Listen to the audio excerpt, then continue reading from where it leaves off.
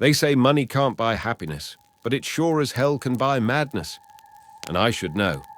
My name is Nathaniel Cross, and I am the last of 7 men who once thought they could buy the truth buried beneath Antarctica.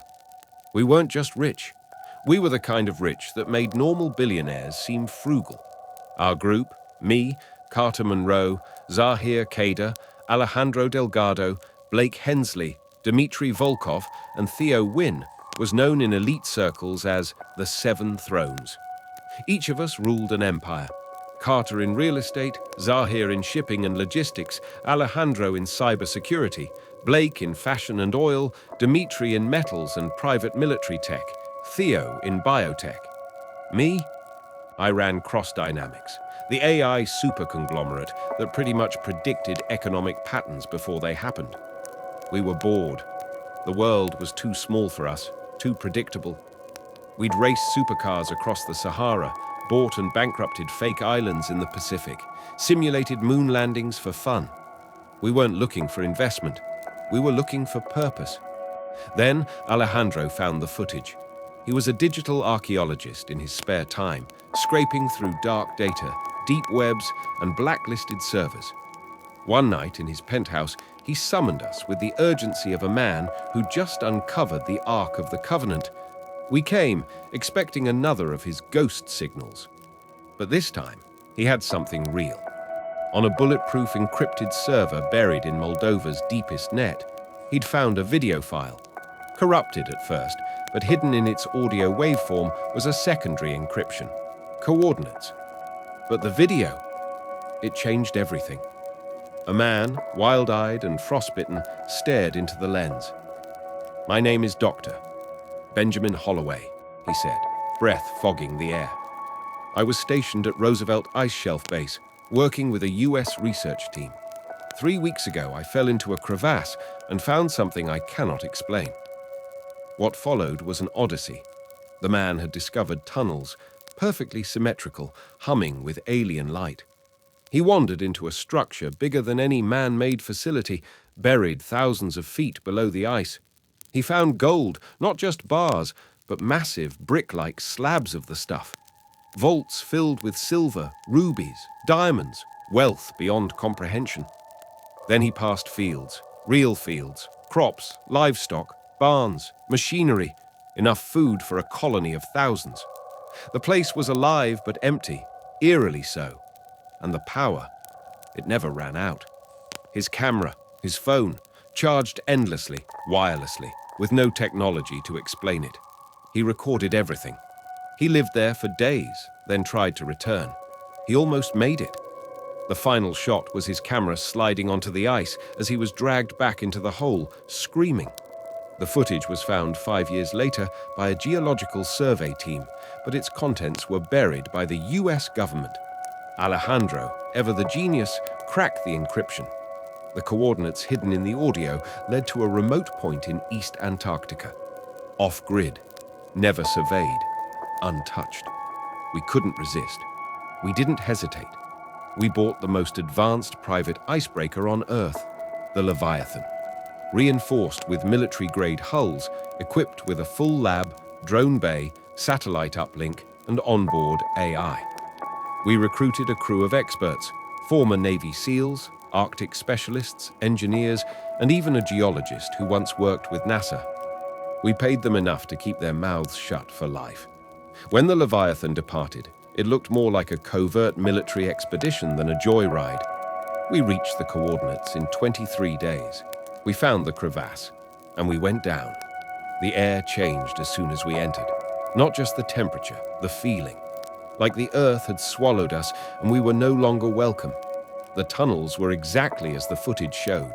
Smooth, alien. The deeper we went, the louder the hum became. A frequency you didn't hear so much as feel in your teeth. Then we saw it. The temple. Massive, impossibly vast. No logic to its architecture. Spiraling columns, floating platforms, rooms within rooms that seemed to defy gravity. And everywhere, treasure. Gold bars bigger than cinder blocks. Diamonds like loaves of bread. Silver, emeralds, opals, organized like inventory. Blake joked that it looked like a bank vault built by gods. We were all high on the discovery. Carter was already planning how to transport the gold.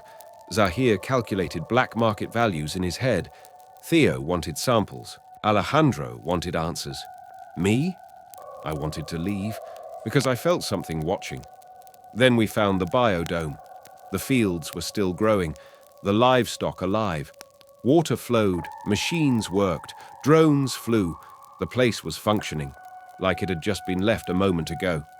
Alejandro found the orb, a floating crystal, pulsing softly. He touched it. The power cut, the doors sealed, and everything changed.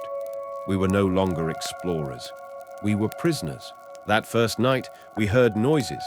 Not from outside, inside. The walls themselves shifted. Rooms changed shape. Corridors we'd walked through earlier were gone. We set up motion sensors, cameras, tripwires. Everything failed. Batteries wouldn't die, but tech would simply freeze, like something unseen was interfering. 2 days in, Blake vanished. We found his gear, still recording. One frame of video showed something tall, featureless, and pale standing at the edge of the screen. Then static. We split up. Mistake. Theo and Dimitri found a room that shouldn't have existed, miles from where the original tunnels lay. Inside was a laboratory. Human bones on tables. Old Earth military gear from different decades. Vietnamese, German, Soviet, modern American, all placed methodically. Zaha went mad first. Started talking to someone none of us could see. Said she was telling him secrets, that he was chosen. He smiled and walked into the dark. We never saw him again. Alejandro thought the orb was a key. He believed this was an alien facility built not just for storage, but colonization. Said the beings here had come long ago, maybe even before humans, and left this place behind. Or maybe they were still here. 3 more months passed. No sun, no exit. The rooms changed daily. Food never ran out. Our bodies never aged. I should have grown a beard. My wounds healed in hours. Theo cut himself, and it closed instantly. We weren't in reality anymore. Then they came. Not in ships, not walking.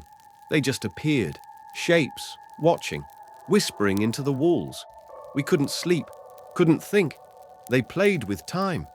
One day felt like an hour, another like a year. We were their experiment. Theo begged to die. Dimitri tried, slit his own throat with a jagged metal shard. The wound closed in seconds. No one could die, not unless they let it happen. But me, I waited. I studied. I learned their patterns.